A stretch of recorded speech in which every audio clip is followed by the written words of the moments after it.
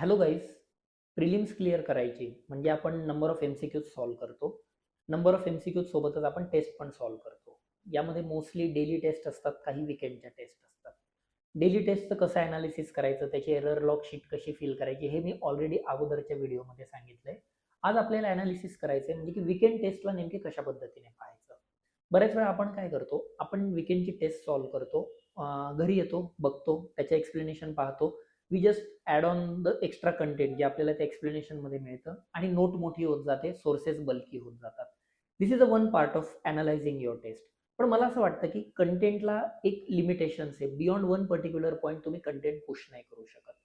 आपल्याला काय करावं लागतं की मला असं वाटतं की you need to analyse beyond the content, की विकेंडच्या टेस्टमध्ये नेमकी काय चुकलं. आणि त्याच्यासाठी मला असं वाटतं की तुम्हाला ती एरर लॉग शीट मेंटेन करावी लागते. मग कशी असते बरं आता ही विकेंडची एरर लॉग शीट, तर आपण थोडंसं आज त्याबद्दल बोलूया. सगळ्यात अगोदर काय करायचं, विकेंडच्या एरर लॉग शीटमध्ये मी 100 क्वेश्चन्स या ठिकाणी दिलेले.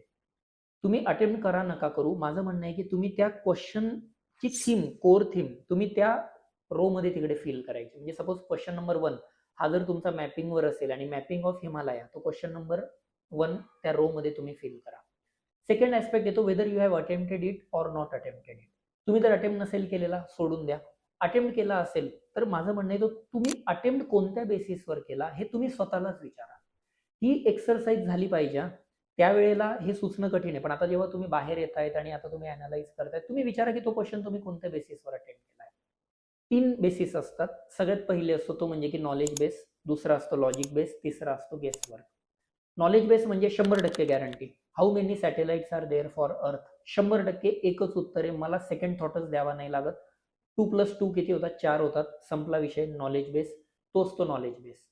लॉजिक बेस म्हणजे 50-50, की 4 ऑप्शन्स पैकी 2 इलिमिनेट होत आहेत, 2 मध्ये कन्फ्युजन आहे, मग आता कुठला घ्यायचा, मग मी माझं इलिमिनेशन टेक्निक लावेल, काहीतरी लॉजिक लावेल आणि मग आन्सरवर येईल. तो असतो लॉजिक बेस. आणि थर्ड असतो गेसवर, की यार तुम्हाला काहीच आयडिया नाहीये, पण आपल्याला अटेम्प्ट एनी हाऊ 85+ पुश करायचा होता, म्हणून मग मी काहीतरी तुक्का मारला किंवा काहीतरी अटेम्प्ट केला. तो येतो गेस वर्कवाला.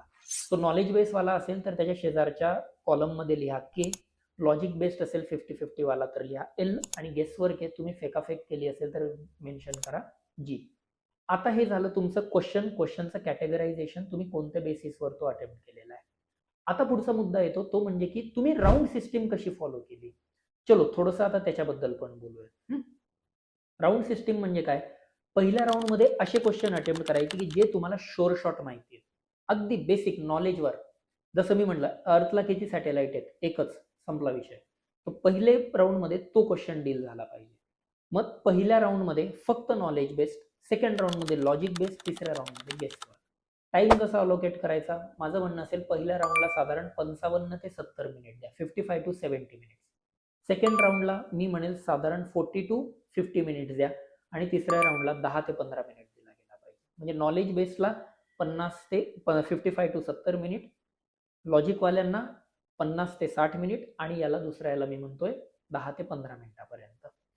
आता पहिल्या राऊंडमध्ये बऱ्याच वेळा असं होतं की नॉलेज बेसमध्ये जर तुम्ही लॉजिक लावत बसलात, अॅनालाइज करा, ते एरर लॉग शीट भरून झाल्यावर तुम्ही जो क्वेश्चन मार्क केलेला आहे बघा. तुम्ही फर्स्ट राऊंडमध्ये तुम्ही एल वाले क्वेश्चन टाकलेत लॉजिकली, पहिल्या राऊंडमध्ये जर तुम्ही लॉजिक वाले क्वेश्चन टाकलेत, याचा म्हणणं आहे, याचा अर्थ असा होतो की तुमचा सोडवायचा स्पीड स्लो होतो. लॉजिक लावायचं म्हणजे काहीतरी विचार करावा लागतो. You have to take a pause, you have to think over it. वेळ वाया जातो, तुमचे राऊंड 3 कंप्लीट होत नाही. त्यामुळे म्हणतोय पहिल्या राऊंडमध्ये फक्त नॉलेज बेस्डच असले पाहिजे. अॅनालाइज करा ही जी संडेला टेस्ट झाली आहे त्याच्यावरती की किती झालेले. आणि माझं म्हणणं आहे नॉलेज बेस्ड मधल्या क्वेश्चन मध्ये किमान तुमची अॅक्युरेसी 90% असली पाहिजे पहिल्या राऊंडमध्ये. भले तुम्ही पहिल्या राऊंडमध्ये 20 क्वेश्चन अटेम्प्ट करा गाईज, पण त्या 20 पैकी 18 क्वेश्चन्स बरोबर आले पाहिजे.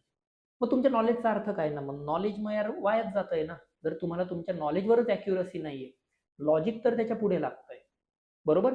सो हा एक अंदाज येतो. दुसरी गोष्ट म्हणजे तुम्हाला एकदा हे कळतंय की पहिल्या राऊंडमध्ये आता तुम्ही प्रॅक्टिस केली आहे, प्रॅक्टिस करून करून तुम्हाला कळलंय की यार माझे नॉलेज बेस्ड वाले 90% अॅक्युरसी येते. आता त्या दिवशी जेव्हा तुम्ही फायनल एक्झाम द्यायला जाणार आणि तुम्हाला कळेल की यार पहिल्या राऊंडमध्ये माझे 15 क्वेश्चन अटेम्प्ट झाले, याचा अर्थ आपला अभ्यास कमी असं नाही, पेपर टफ आलेला आहे, कट ऑफ खाली लागला. पहिल्या राऊंडमध्ये तुमचे 40 क्वेश्चन आले, याचा अर्थ काय की अरे आपले 30-35 बरोबर आहेत, म्हणजे 70-80 मार्क तर इथं सिक्युअर झाले. आता कट ऑफच्या वर जाण्यासाठी मला फक्त वरचे 40-50 मार्क घ्यायचे असतील, 10-20 मार्क्स घ्यायचे असतील, त्यानुसार मी रिस्क घेईल, त्यानुसार मी पुढचा अटेम्प्ट ठरवणार आहे. कळतंय का तुम्हाला म्हणजे की कशा पद्धतीने ही राऊंड सिस्टीम आणि एरर लॉग शीट मदत करते. तर first round is the most important round. त्याच्यामध्ये आपल्याला अडकून पडायचं नाहीये. तुम्ही जर पहिल्या राऊंडमध्ये लॉजिक्सवर अडकून पडलात, ट्रस्ट मी गाईज, एक राऊंड कसा बसा कंप्लीट होतो, दुसऱ्या तिसऱ्याला वेळच मिळत नाही. हू नोज ना की 49व्या प्रश्नाला तुम्हाला 15 मिनिट गेले आणि नंतरचे प्रश्न एकदम सोपे आणि तुम्हाला वेळच नाही मिळाला विचार करायला. म्हणून म्हणतो ऍट एनी कॉस्ट 70 मिनिटाच्या आत पहिला राऊंड संपवा. तो कम्प्लिटली नॉलेज बेस्डच असला पाहिजे. तुम्ही चेक करा त्या एरर लॉग शीट मध्ये, खाली मी दिलंय नॉलेज बेस्ड. पहिल्या राऊंड मध्ये तुम्ही किती अटेम्प्ट केले, राईट रॉंग अॅक्युरसी बघा, मग सेकंड वर जा. पहिल्या राऊंड मध्ये नॉलेज बेस्ड 90% अॅक्युरसी, पुढच्या याच्यामध्ये 50-50 अॅक्युरसी असली पाहिजे लॉजिक बेस्ड, कारण बेसिक प्रोबॅबिलिटी तेच सांगतं. सेकंड राऊंड मध्ये 50-50 अॅक्युरसी आहे की नाही ते चेक करा. थर्ड राऊंड मध्ये तुम्ही गेसवर्क करताय, तुम्ही तिकडे बघा. गेसवर्क मध्ये मी असं म्हणतो 0.01% जरी मार्क मिळाला, 0.01 जरी मार्क आला, पॉझिटिव्ह मध्ये असला, मी म्हणतोय गेसवर्क करा. तुम्ही जर कन्सिस्टंटली गेसवर्क मध्ये निगेटिव्ह मध्ये जाताय, त्याचा अर्थ समजून घ्या की यार आपलं नशीब खराब आहे, आपण फेकाफेक केलेले, सगळे चुकतायत, कशाला रिस्क घेतायत. अशा वेळेला गेसवर्क नाही करायचं, समजून घ्यायचं तुम्हाला 2च राऊंड करावे. कळतंय की हे एरर लॉग शीट कशा पद्धतीने काम करेल. तर सो पहिला राऊंड तुम्हाला सांगतोय की तुम्ही कुठेपर्यंत जाताय, तुम्हाला किती रिस्क घ्यायची, तुम्हाला कॉन्फिडन्स देत आहे ना. पहिल्या राऊंड मध्ये तुम्ही 30 केले, 27 बरोबर आहेत, कारण आपली प्रॅक्टिस तशी केलेली आहे. याचा अर्थ आहे 60 मार्क कुठेच गेले नाही, 50 मार्क कुठे गेले नाही, आपल्याला पुश तसं करायचंय. सेकंड राऊंड वरून कळतंय की 50-50 मध्ये कसं खेळायचंय, येतंय लक्षात. आणि जेव्हा तुम्ही मेंटरला भेटाल, फॅकल्टीला भेटाल, आम्हाला येऊन भेटाल, तुम्ही दाखवा ना ती एरर लॉग शीट. तुम्हाला अंदाज येतोय की कुठल्या सेक्शन मध्ये प्रॉब्लेम आहे, नॉलेज मध्ये प्रॉब्लेम आहे का, लॉजिक मध्ये प्रॉब्लेम आहे का, गेसवर्क मध्ये प्रॉब्लेम आहे. येतंय लक्षात. गेसवर्कवर आपण काम करू शकत नाही, नॉलेजवर आपण करू शकतो, लॉजिकवर आपण काम करू शकतो. I hope this message is loud and clear. या पद्धतीने तुम्ही फॉलो करा. आणि काही डाऊट्स असतील, काही शंका असतील, काही क्वेरीज असतील तर feel absolutely free to reach out to us. Alright, चलो मग फॉलो करा एरर लॉग शीट आणि भेटूयातच मग आपण. All the best.